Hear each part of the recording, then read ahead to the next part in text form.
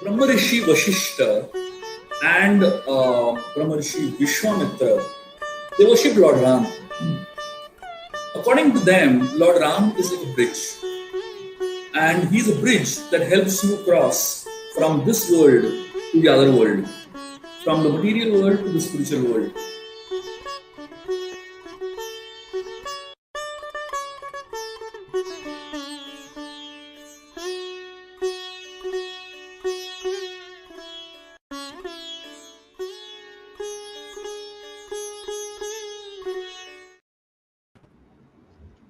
जय धारी माँ, हरे कृष्णा। जय धारी माँ, हमारी ऑडियंसेस का बहुत बहुत स्वागत है। आइए जुड़िए। आज हम एक नई सीरीज शुरू करेंगे, रामायण रोर विद करेज। शुभा जी ने लिखी है। मेरी बात के दो हिस्से हैं। पहला चैप्टर के बारे में, just to set the tone, and then we would like to know our dearest Shubha ji. ये जो चैप्टर है इसका नाम है The Angry Curse Turns into a Glorious Verse. बहुत कुछ हमारा लिमिटेड माइंड नहीं समझ सकता. You have to see and look at life from the eyes of faith. Only then, with their grace, a curse gets converted into a blessing. ये chapter उसी के बारे में है. रामायण का जन्म हुआ. Ramayana was revealed to us, for us. ये किताब शुभा जी ने लिखी है. ये एक सीरीज है. हम 6th book think big to win कर चुके हैं. अब हम पहली पर आए हैं. That's how we started. ये देखिए, मैं आपको दिखाती हूँ. ये 4 किताबें और हैं इस सीरीज की. Conquer Change, Adopt Patience, Stand Strong, Radiate Confidence. ये सब पे चर्चा होने वाली है. ये पहली किताब है. शुभा जी, you've written a beautiful dedication, and the acknowledgements and the author's note is very, very blessed. आप उसके बारे में पहले बताएं, and जो आपकी नई किताब आ रही है उसके बारे में चर्चा करें, उसके बारे में बताएं. And then Shubha ji, we start our conversation about the first chapter. Ji. This book series, Ramayan, the Game of Life, I wrote it with the intention that the Ramayan should reach as many people as possible, and it should be very easy for people to understand it and appreciate the Ramayan. The book series is called Ramayan, the Game of Life, because I strongly felt that the Ramayan is directly related to our lives. It can help us play the game of our life very well. And that is why the entire series is focused on how every small section in the Ramayan, every small minute detail in the Ramayan can teach us something for our lives. So that is the mood in which I have written the book. This book is dedicated to my teachers, His Holiness Radhanath Swami Maharaj, His Divine Grace A.C. Bhaktivedanta Swami Srila Prabhupada, with whom I have learned so much.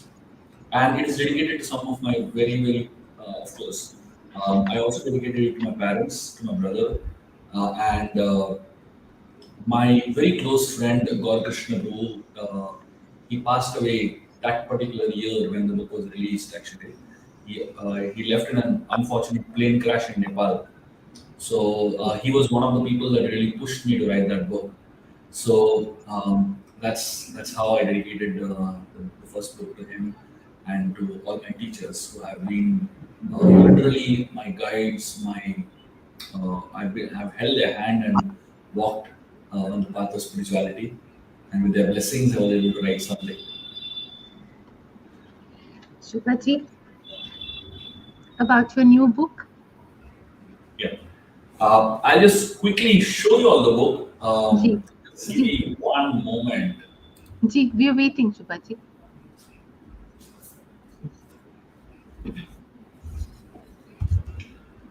Shubha ji is also showing his new book. Here is my latest book.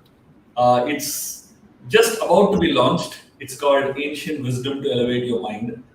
And the tagline says 50 Stories from Indian Epics. So, this book is a collection of, in my understanding, 50 of the most fascinating stories that are there in the scriptures. I have sifted through thousands of stories and picked up 50 of my favorite. And each story ends with a nugget of wisdom. So the way in which the book is written is, I don't know if I'm. So the Yes, is it ji, visible a little bit now? वो print नजर आ रहा है, but Yeah. So this part. So at the end of every story, there is a like a lesson that one can learn from the story. It's called life musings. So if you see here, this is a Asana. life musing from the whole story. So every story ends with a powerful one paragraph meditation, and these paragraphs are powerful, really intense, and it sums up the story. But most importantly, it relates the story to your life. So this book is called Ancient Wisdom to Elevate Your Mind. I actually wrote a book last year called Timeless Tales to Ignite Your Mind. So this is a second part of that. So the first one is was stories from India. Those are not scripture-based stories, but these are all scripture-based stories. So that's the series. so we Uh, have another book now to 4 more sessions. We have another book. We have another book. Ji. Shubha ji, we'll start with our, this is also blessed. We will start with our first chapter. yes. आपने लिखा है, spiritual knowledge is revealed. It's not researched. You can't research spiritual knowledge. It's revealed. It was revealed to Valmiki ji by Lord Narada and Lord Brahma, who came to him to make him aware that this knowledge has been revealed to you. Don't be in such a dilemma. But it was a curse being converted into a blessing by their grace. Ji Shubhaji, all about that story and that revealing. Ji. In my understanding, Can I say? Can I request you? please, Since Ji. we've please. gone into chapter reading now, please reveal the chapter. Tell us the chapter from the beginning till the end. It's a beautiful story. And how did Valmiki get the message to write? Why did he write in verse? Right? So, Ji. and number two, what tapasya he had to do to get this boon from Narad. So I think tell us this story on your own. Tell us the story of your chapter from the beginning because it comes out beautifully. Sana has asked you a question. That question can be answered now as a story because we're now going to go chapter wise. Tell the listeners, listen to chapter one. We don't pick and choose. Please narrate us the chapter one. This is what our Ji. feeling is because it is very, and then we'll ask you questions once you narrate the chapter. Ji. Go ahead. Sure. Ji Shubhaji. Okay. Thank you so much. Yes. Ji. Ji. Thank you. Thank you. So the Ramayana begins with a question. Actually, all the scriptures connected to the Vedic culture, they are in the form of questions and answers. A, a student who is eager to learn asks question to a qualified teacher. Scriptures are not really not researched. It's not that you go and sit in a library and open up books and you read the scriptures and understand it. That is not how scriptures understood. Narad Muni was a great sage, a great guru, and Valmiki went to Narad Muni in a very humble, submissive mood and asked Narad Muni questions. The Valmiki Ramayana begins with this question. The question that Valmiki Muni asked Narada was, who is that person who is perfect? So he had a series of 24 questions to ask, which actually elaborated so many qualities of a perfect human being. So when Valmiki asked all these questions to Narad Muni, he asked Narad Muni, can you tell me someone who has all these qualities in him in completeness? I want to know who is such a person. So Narad Muni was stunned when he heard that question because the question itself was so deep. The beauty of the Vedic culture is that the question itself has such depth in them. Like, for example, in the Mahabharata, there is a whole section in the Mahabharata known as Yaksha Prashna, where Yaksha asks Yudhishthir 124 questions. The most amazing part of that whole series, that whole discussion, is that the discussion is not known by the answers. The discussion is known by the questions only. So that means the question itself is so deep that it is worth having an entire discussion on those questions. Similarly, the entire Ramayana began with this single question of Valmiki Muni towards his teacher, Narad Muni. You can ask questions to anyone, but if you do not ask the right person the right questions, all you will get is word jugglery. Narad Muni was a bona fide teacher. And because Valmiki, with the right frame of mind, asked a bona fide teacher a good question, he got such an amazing answer. Narad Muni, when Valmiki asked that question, for a moment he became stunned. He closed his eyes and really began to absorb himself in the answer to that question. And the answer to that question was Ram. The word Ram popped out in Narad Muni's mind because he said the only person who has all these qualities in completeness is Lord Ram. And the moment Narad Muni thought of Lord Ram, he had tears in his eyes. His body was trembling in ecstasy, and his hair stood on end.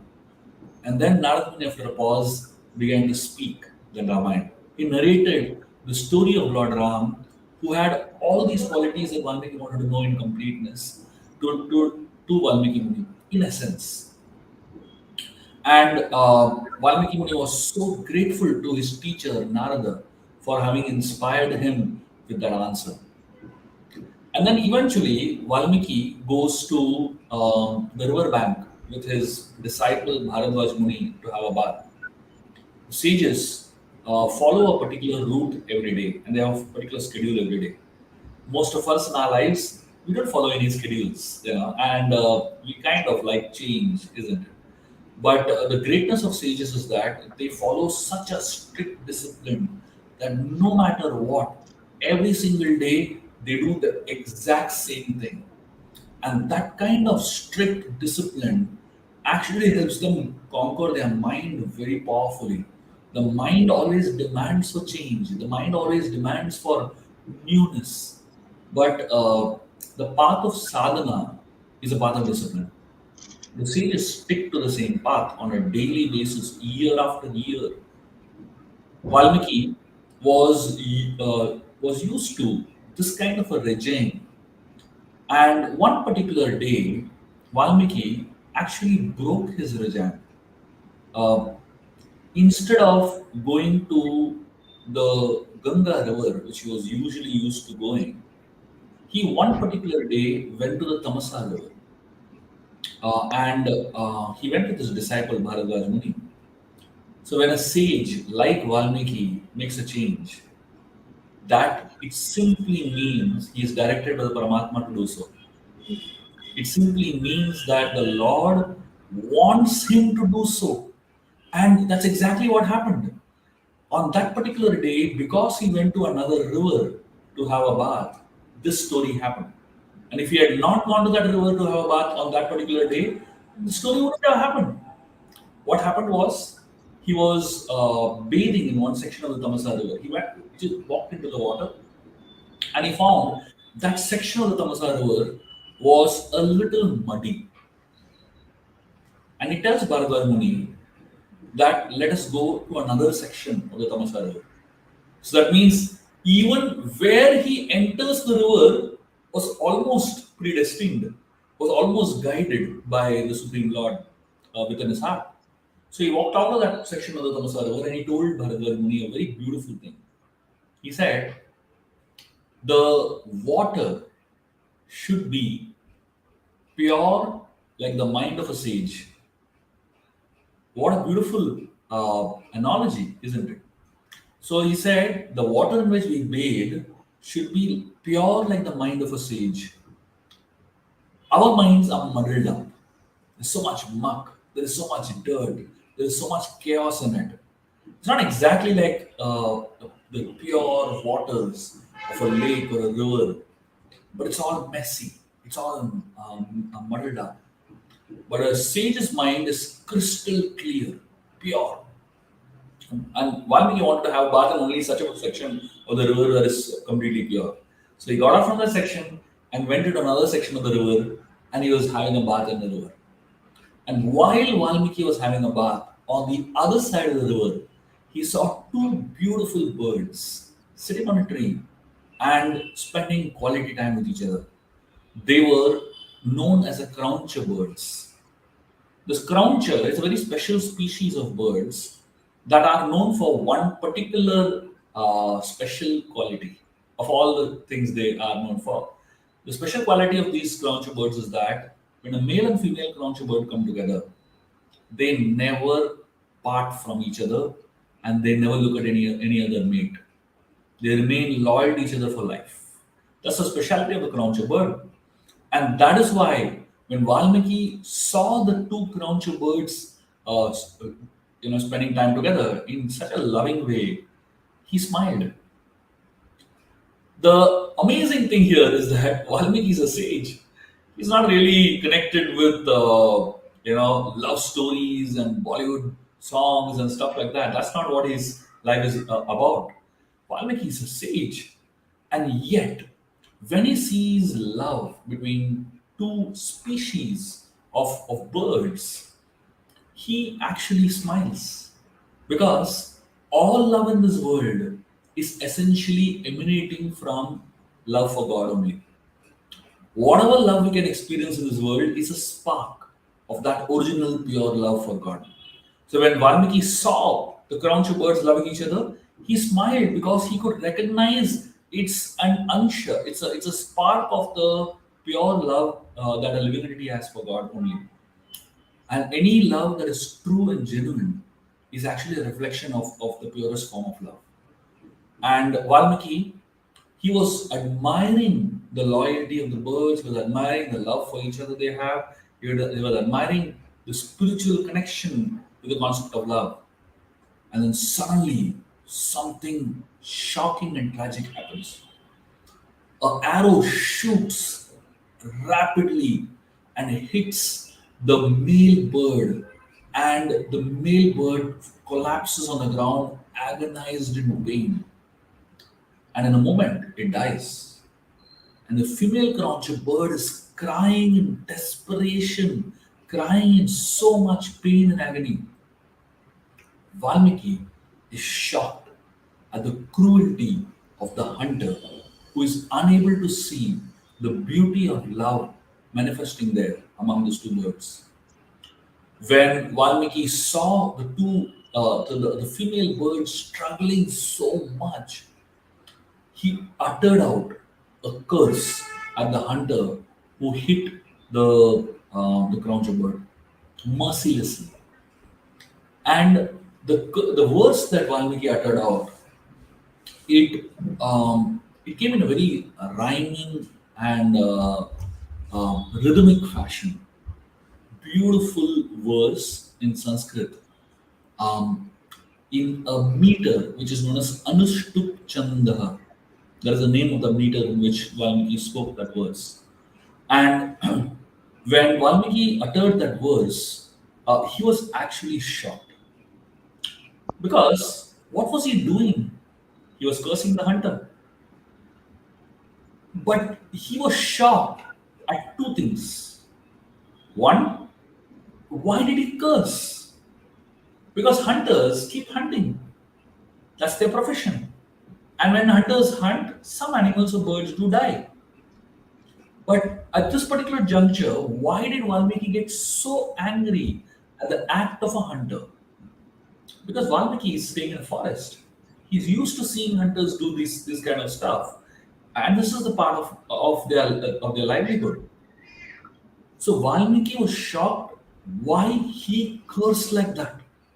He was shocked at the anger that is spewing out from his mouth. He was shocked at the kind of anger that he exhibited suddenly.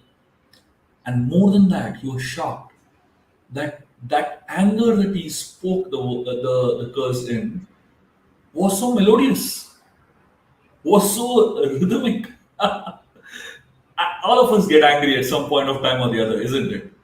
When we are angry, can we be creative? When someone is angry and upset with somebody else, can they abuse in a poetic fashion? Obviously not, because most of the time when we are angry, we don't even know what we're speaking. And when we're angry, nothing creative comes out. It's only something destructive that happens. Even the relationship that is there gets destroyed, isn't it? In bouts of anger, human beings make the biggest mistakes of their life. Seldom does creativity happen in an angry spirit. Valmiki was even shocked. How did he speak such a beautiful Sanskrit poetry in the middle of so much anger? And then Valmiki, with great disappointment in his heart, first of all, whenever you get angry, you always feel guilty, isn't it? Whether you're right or wrong, that doesn't matter. But immediately following anger is always a little period of guilt. So Valmiki was feeling very guilty that, why did he get so angry and so upset? And why did he curse a hunter like that? And he was coming back. As he was coming back towards his ashram, in his mind, this verse was constantly running. He reached back to his ashram, still the verse was running. He began to teach his disciples and do his regular duties. Still the verse was running in his mind. He was just not able to get that angry verse out of his mind. And just when he was struggling with so much of difficulty in trying to get that out of his mind, suddenly something amazing happens in the ashram. Descends the swan carrier of Lord Brahma. Lord Brahma doesn't come randomly. He comes only when someone does great tapasya and invokes and qualifies to invoke him. In this particular case, Valmiki didn't do anything except chanted one verse. And Brahma appeared himself without being invoked at all. And Brahma walks into the ashram of Valmiki. Valmiki is shocked and amazed at the presence of the creator of the universe. And Valmiki falls at the feet of Brahma, seeks his blessings, and Brahma tells him, please chant that verse again. And Valmiki, he doesn't understand how Brahma comes to know about it. And then Brahma tells him, I sent Saraswati to sit on the tip of your tongue and make you speak that verse. And Brahma told him, that verse is the first verse of the Ramayan that you're going to write. And he told him, I bless you that you write the story of Lord Ram and you write it in the same meter as the first verse. So the entire Ramayan, which is made about 24,000 verses, begins with that one verse And the entire Ramayana is written in the same meter, which is Anushrup Chanda. And Valmiki, with the blessings of Lord Brahma, he actually gets the ability to see everything that happened in Lord Ram's life. Brahma blesses him with divine vision, that he understands every single thing that happens in the story of the Ramayana, even when he was not present. He also gives him a blessing to understand the feelings of the characters in the story as they're experiencing it and going through it. He gets the blessings of understanding even subtle things that nobody would have understood by observing the different incidences. And most importantly, Brahma blesses him that your story, the Valmiki Ramayana, will remain eternally present on earth. As long as there are mountains, as long as rivers run, as long as there are oceans, as long as the wind blows, till that much time, the Ramayana will remain. And as long as the Ramayana remains, your name will be connected with it. The blessings of Brahma still continues till date. Till today, lakhs of years later, still every second year, a new book on Ramayana gets written. Every second year, a new movie on the Ramayana comes out. Every second year, there is someone, doing Ram Katha somewhere and reciting the Ramayana somewhere. Ramayana is going to remain eternal because the blessings of Lord Brahma is connected with it. And as long as the Ramayana remains, Valmiki, in his glory, is going to remain.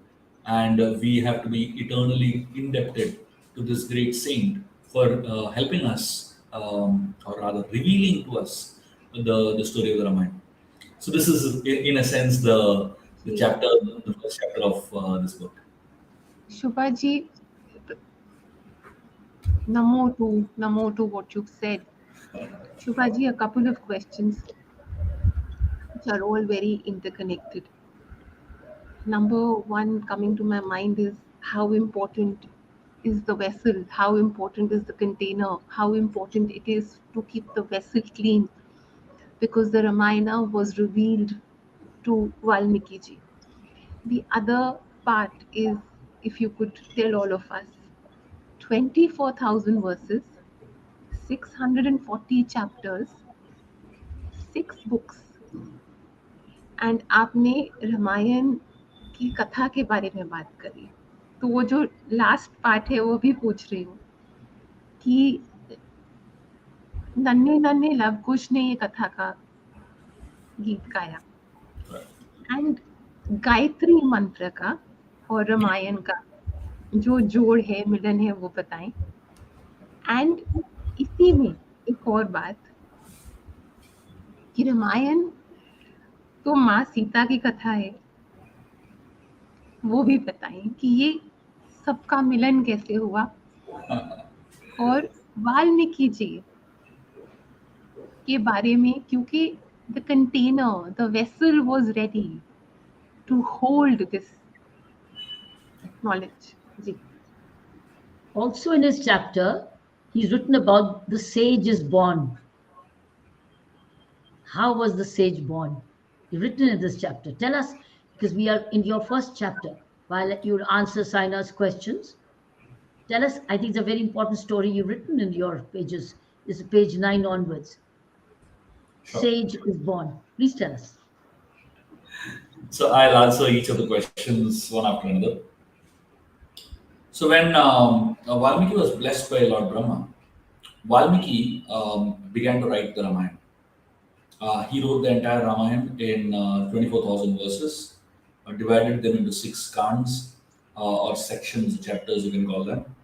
And the interesting thing about the Ramayana is that the 24,000 verses of the Ramayana, every 1,000 verses, the first letter of the 1,000 verses, every 1,000 verses, is, if you look at it from the beginning to the end, it reveals the Gayatri Mantra. So the entire Gayatri Mantra is spread through the Ramayana in these parts of 1,000 verses each. And imagine the intelligence of Valmiki Muni. Imagine the ability of someone. I mean, these were days when there was no printing presses, These were days when there were no Word docs and softwares that you could map things in and all that. They were writing on palm leaves, and that was small palm leaves. So how can someone have the ability to comprehend so much and be so precise and accurate that exactly after writing 24,000 verses, every thousandth verse, the first letter constitutes the Gayatri Mantra. This is not possible unless and until there is such empowerment and such blessing from the divine. This is not about intelligence, isn't it? There are a lot of intelligent people in this world, but this is beyond intelligence actually, because here all logic fails. So Valmiki, after he wrote the entire Ramayana, in those days there were no published books as such. The only way knowledge could be disseminated is through oral reception.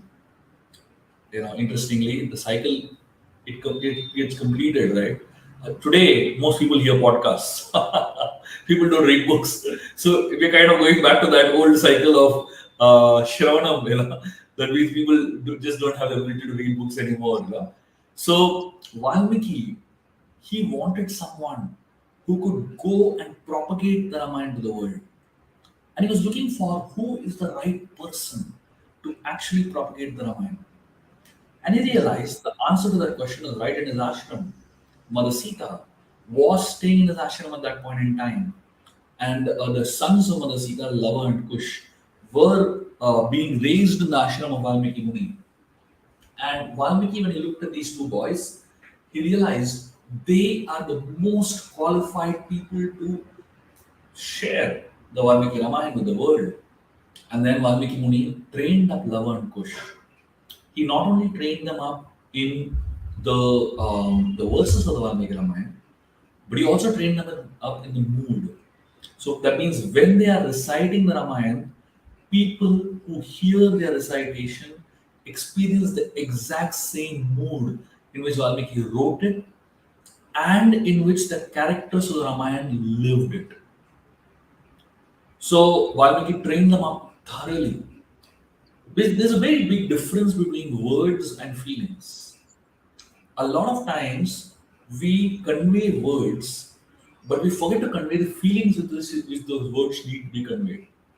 Valmiki not only conveyed the words to Lava and Kush not only learned the word, but they learned the spirit behind the words. And therefore, when Lava and Kush started propagating it, they went to every town and village. And thousands of people would gather just looking at these two beautiful boys. The voice of Lava and Kush was so divine and so melodious and so beautiful. People would throng to hear them recite the Ramayana. And wherever they recited, they touched hearts so deeply. Lava Kush traveled the length and breadth of the Koshal province, narrating the Ramayana. And one particular sage, and wherever they went, the people were so happy and so grateful to Lava Kush for the narration, they would give them gifts. So many people were giving so many different types of gifts. And one particular sage gave them the greatest gift ever. And the gift was a blessing. The gift that the sage gave them was the person about whom you're narrating will one day hear your narration. And that was the greatest gift that Lava and Kush received among all the so many blessings that they received. And very soon, one particular day, Bharat was traveling around the kingdom and he caught sight of so many people listening to these two boys. And Bharat had no idea who these two boys were. He had no idea they were sons of Ram. And he requested the two boys to come and perform in Ayodhya, in the court of Ayodhya. And accordingly, the two young boys agreed to participate and perform in front of Lord Ram in the court of Ayodhya. And when Lava and Kush were invited to the court of Ayodhya and they began to recite the Ramayana, the entire narrative of the Valmiki Ramayana is through the mouth of Lava and Kush. So, which essentially means that as Lava and Kush were speaking the Ramayana, there was an audience, including Lord Ram, present there to hear the narration of the Ramayana. So, it's the Valmiki Ramayana is in the form of a double narration. where Valmiki is writing the epic, but that particular epic, within that epic, is being narrated by Lavan Kush. So that's the style in which the narration happens. And Lavan Kush go on to describe in great detail about the entire Valmiki Ramayan's narration. And the interesting thing about this particular episode is that as Lavan Kush was narrating the Ramayana, Lord Ram was hearing his own story. And as Lavan Kush were narrating the Ramayana, they were looking at their own father and narrating. So Lavan Kush was so inspired by their own father. Mother Sita obviously told them who their father is. Mother Sita told them everything about their connection with their father. But Lord Ram didn't know about it. And he was amazed to look at the love and devotion of Lavan Kush. He was amazed to look at the depth of the narration of the story of the Ramayana. And not only that, the absorption was so high in the Ramayana that for the first time in the court of Ayodhya, no one looked at Ram. Everyone was looking at Lavan Kush. Historically, in the court of Ayodhya, this has never happened. Because when Ram is sitting on the throne, you cannot take your eyes off Lord Ram. That is the kind of persona that Ram had. But probably for the first time and the only time in the entire history of Ayodhya, people just didn't look at Ram. Because the Ramayana is more sweeter than Ram. So the only thing that is even better than Ram is the story of Ram. And therefore, when Lavan Kush were narrating the story so beautifully, everyone in Ayodhya, the court of Ayodhya, was just looking at Lavan Kush and they were just completely absorbed in the story of the Ramayana. And as Ram saw everyone so absorbed in the story of the Ramayana, he felt a little alone because there was nobody sitting next to him to enjoy the narration with. Usually, when you watch a movie or you are reading a book or you are listening to something exciting, you want to share it with someone else, right? It's always fun to share. But Ram was feeling a little strange because nobody was looking at him first of all, and then nobody was there to accompany him. So Ram actually got off from his throne. The Acharyas explained that Ram actually got off very very carefully, not allowing a single noise, a single disturbance in the narration of the Ramayana. He didn't want anyone to lose their focus and shift their attention on him coming down. He came down from the throne, sat among the people, and he began to enjoy the narration of Ramayana along with everybody else. And the most amazing thing was nobody even noticed that he was sitting among them. They were just so wrapped in attention at hearing Lavan Kush, and some of them actually, clapped with, on Ram's thighs, and some of them actually slapped on Ram's backs, and Ram was also just completely absorbed in the narration, hearing Hanuman's adventures and hearing all the funny things that the Vanaras did, and hearing every single thing in the narration. They were crying, they were laughing, they were, so many emotions they were experiencing. And that is the way in which Lavan Kush attracted the hearts of the Supreme Lord. Valmiki, in his Ramayana, he narrates the entire Ramayana. But the Acharyas give a little different explanation about the Ramayana. The word Ramayan means the story of Lord Ram. It could also mean the journey of Lord Ram. But the Shiva Vaishnava Acharyas have a little different take on this. They say actually the word is not Ramayan. It should have ideally been Sitayan, because this is the story of Sita. This is not the story of Ram. Because in every kant of the Ramayana, there is actually the presence of Sita, and Sita is the main person in every kant. Like the Balakand of the Ramayana is the story of Sita's marriage with Ram. The Ayodhya Kand of the Ramayana is the story of Sita being exiled with Ram. The Aranya Kand of the Ramayana is the story of Sita being kidnapped by Ravan. The Kishkinda Kand of Ramayana is the story of search of Sita. The Sundar Kand of the Ramayana is Hanuman finding Sita and conversing with Sita. The Yuddha Kand of the Ramayana is a fight of Ram with Ravan so that they can rescue Sita and finally reuniting Sita with Ram. So literally every Kand of the Ramayana is about Sita only. So the Acharya, the Shiva Vaishnava Acharya say, Valmiki named it Ramayan because he was a man, and therefore he named it as Ramayan. But if he was not mad, you would have ideally named it as Sitayan. And the Acharyas say actually the word should have been Ramayan. Rama is another name of Mother Sita, and that is a more apt name for the Ramayan. They say. So like this, the presence of Mother Sita is through the Ramayan, and it's such a powerful experience.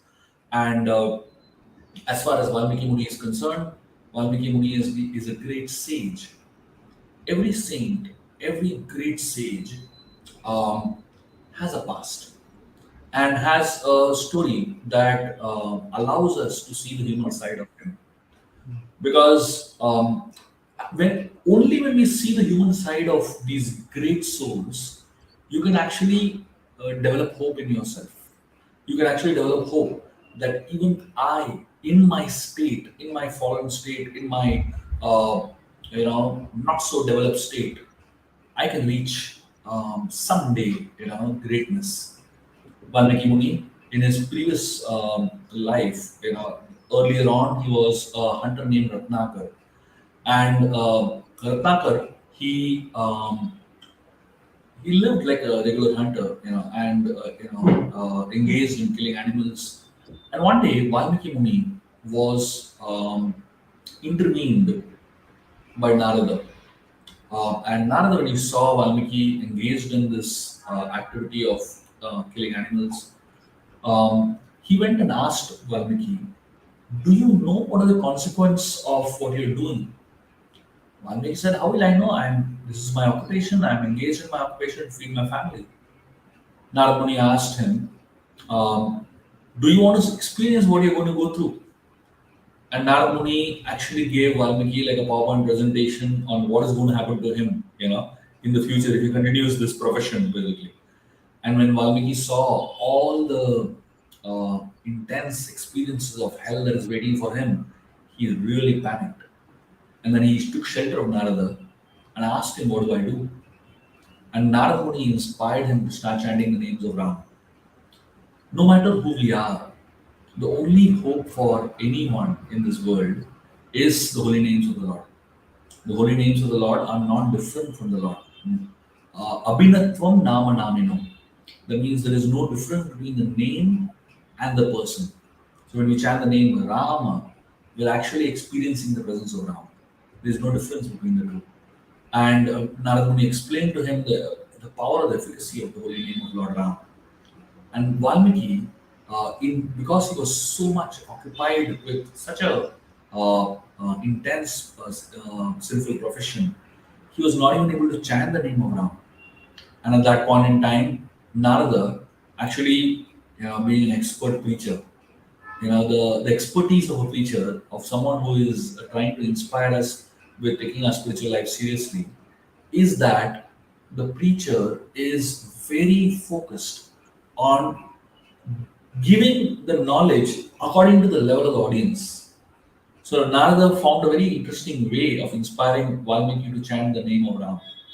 He realized he can't chant the name of Ram, so he told him just chant the name Mara.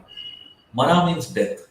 And Valmiki is used to death all the time, and he is used to, the concept of death, isn't it? So he said, "Fine, I can chant Mara easily." And then as you keep chanting Mara, Mara, Mara, Mara, it becomes a Rama, Mara, Mara, Mara, if you continuously chant it, actually you get the same benefit. The good part about chanting the holy names is that even when you're chanting the holy names with the wrong intention, you'll get the benefit of it.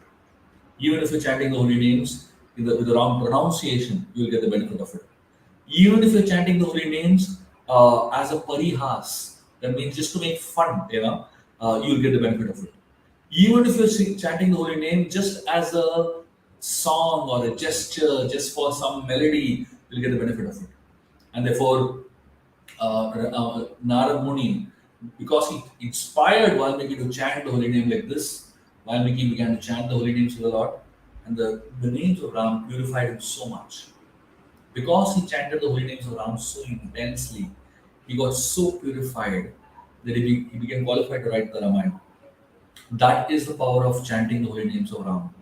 That someone who is an ordinary person can become the author of Valmiki Ramayana. That is the most remembered, revered, and worship the literature in the entire universe for all time to come. And there will never be a time when Valmiki Ramayana will not be revered. This is an eternal scripture, and that is the power of chanting the holy names of the Lord. So Valmiki was so grateful to his teacher, Narada, and Narada gave him the name Valmiki because he emerged from an anthill. And when he was chanting the holy names of Ram, he got so absorbed that an anthill got formed all over him. And Valmiki didn't even understand that.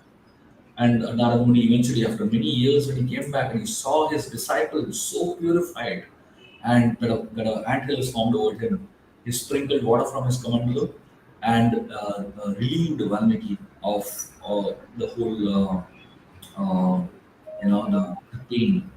And because he emerged from a hill, from an ant hill, he's called Valmiki. And that is how Narad Muni revived him and gave him a new life, gave him a new vision, and gave him a new direction in his life. That is the greatness of the guru-disciple relationship. A great teacher inspires a great student, and a great student remains eternally grateful to a great teacher. Shubhaji, thank you. So Shubhaji, grateful, can you tell so us grateful about for Narad sharing the Muni? entire chapter with us. Ji, ji. Shubhaji, can you tell us more about Narad Muni ji? More about him because he narrated the Ramayana. Yeah.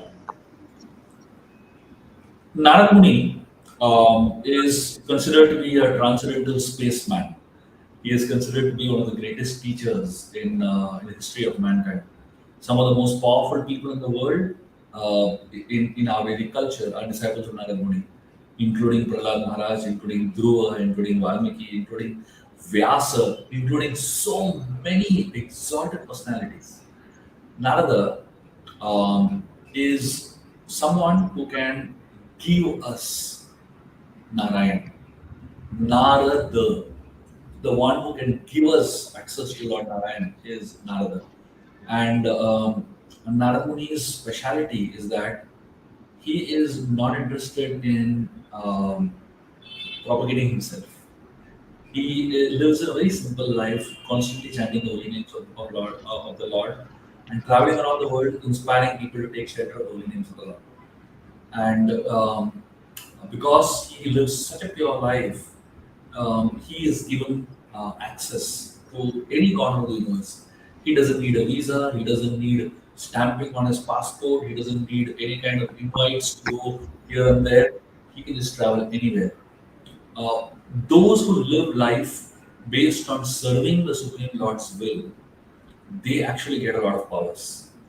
An interesting thing about such powers is that they don't use those powers for themselves.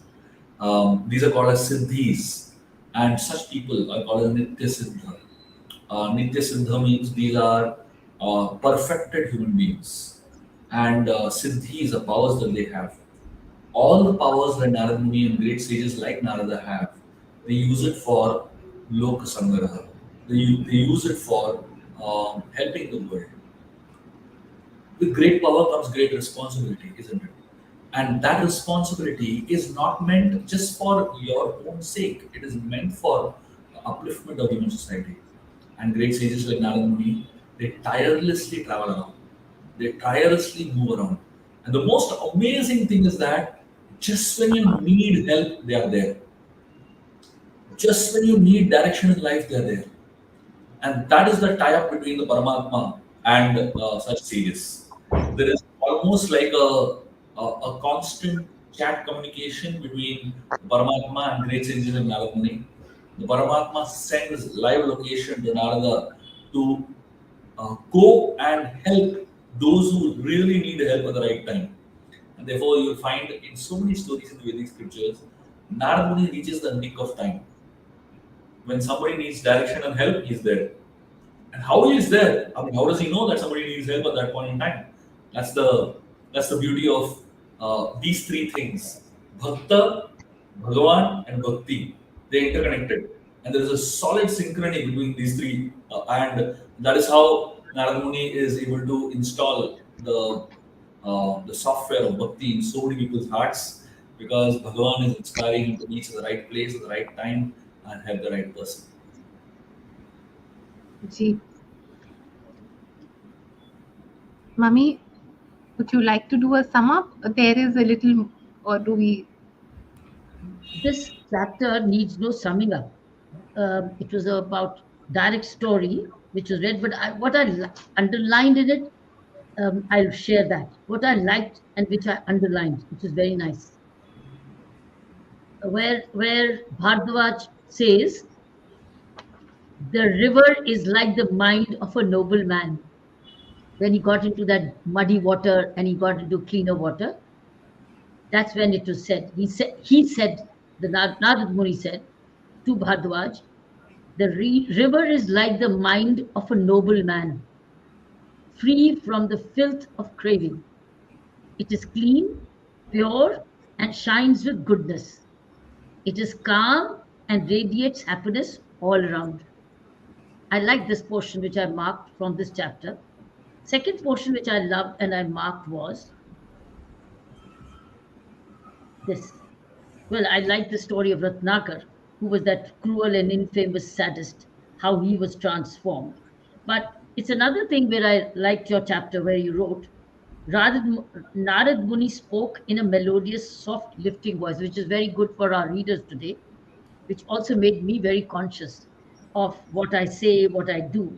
It says when he was killing people, he was killing animals, he says, why are you accumulating so many sins by inflicting suffering upon the innocent? Don't you understand that what goes around comes back, comes around? Every sin that is committed is definitely going to fructify in the form of a future suffering you have to undergo. The voice froze Ratnakar to a halt. Gathering his composure, he promptly attempted to justify his actions. This is what I thought I'd explain to you. And he said, I do all this killing to earn for my family. And that's what he says. I do this with the sole aim of feeding my family.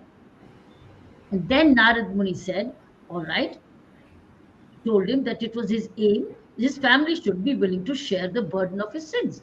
So go and check with your family, will they share the burden of the sins? And this paragraph says, he went to the family that I earn all the sin for you to feed you all. Will you bear the burden of my sins? And he came back to say, no family said, we will. He said, nobody was willing to participate. And that's when he realized he crestfallen came back. This brutal response shocked Ratnakar. Crestfallen, he went back to Narad Muni. Ratnakar could now be helped. Prostrate at Narad's Muni's feet, Ratnagar asked him to solve his dilemma. The fear that his sins would engulf him aggravated Ratnagar's anxiety and he implored the Muni for guidance. And that's where he started to chant the name of Lord Ram. That's how he came back to. Basically, this is wonderful. I thought these were wonderful two messages from this chapter for us. One is about the mind, and second is about the sins which we carry forward. It's a bank account, and you have to take the burden yourself. Nobody's there. Even if you've done the sins for the family and the friends, with whatever, you alone will bear the burden. It cannot be shared. Even if you did it for others, you are the one who is the sinner. Third, which I would like to believe, really, if you ask me, is that what you said is that if you speak so many names of Rama, you can get out of the sins. I would like to believe that. And I'm telling you, really nice, because that's a big relief for many of us who've sinned so much in the past. Is this? He says, you said it in the footnotes, I think. Shivaji, you said it in the Yes, footnote. correct. It is believed, you said, page 3. It is believed that chanting the core 92 verses, verses 1.8 to 1.100, as Narad Muni had, is equivalent to reciting the entire Ramayana comprising of 24,000 words. Now, also somewhere in the book, which I'm find a chapter unable to locate, that does it clear you of your past sins? Yes. Chanting the name. The holy name of the Lord, when you chant it, not only helps you with purifying yourself of all future sins, but it also clears all the past sins that you have ever committed, not only in this life, but in all previous lives. I would love to believe this. This is a scriptural statement. After I read your book chapter, I started to chant Ram Ram all the time. Wow. And the Jai. good news is that my office help here is Ram. So I'm going to continue to call him Ram. Come out, either out, because That's you also said Ram का नाम किसी नाम पर भी लो ये आपको काम आता है, correct. isn't it? So Absolutely. I think the Ram will be very happy to hear कि हम उसका नाम लेते हैं तो हमारा भला भी हो रहा है. It's been a wonderful Yes. reading of your chapter, Shubhaji. Thank you. I've seen Thank your next chapter is all about Ayodhya a lot. I think the Yes. readers who are listening to this show can look forward to a lot about Ayodhya next month when we discuss the same book of yours with them. So grateful to you for this book and this chapter. I loved reading it so simply the way you started it. Thank you so much, Shubhaji. Thank you, Thank Sana. you. You can thank Shubhaji. जी, हमारा अगला chapter Will be on अगले Ayodhya. महीने होगा, A A lot on Miracle Ayodhya. Called Ayodhya. Ayodhya. Shiva ji, thank you so much. प्रणाम to you. Thank you so हमारी much. Audiences So का very बहुत बहुत grateful and शुक्रिया. honored to be हमारा here. सत्संग on this show. आपने हमारा सत्संग हो गया फिर से. जी, आपने आज इस चैप्टर से जाना, grace can come in any form. Yeah. You just never know. But keep your conduct and keep your character Bank at their account feet. of At their karma. feet. Keep it at their feet. They cannot be shared. जी, कोशिश करिए be a product of mercy, करुणा, कृपा. Be a product of grace. ठीक है. आपको मिलेंगे अगले Next महीने Monday. On एक chapter और 2, on chapter 2 of this book. Till then, you can read on your own too. Maybe send us some questions if you have any on our demonstrative learning website, and we will pose these questions back to Shubhaji. So, if any one of you have questions on the first chapter we've discussed or on the book, you can send us the questions on our demonstrative learning website. That's our YouTube channel and also our website. Thank you. Thank Thank you very Shubha much. ji. Jai Shri Ram. जय Jai Hari Jai Ram. Shri Ram. Thank you. Yes. जय हरि माँ, जय सिया राम. हरे That's Krishna. wonderful. जय धर्म. Thank you. Thank जय you. Sita Ram. Hare So Krishna. grateful. So grateful to you.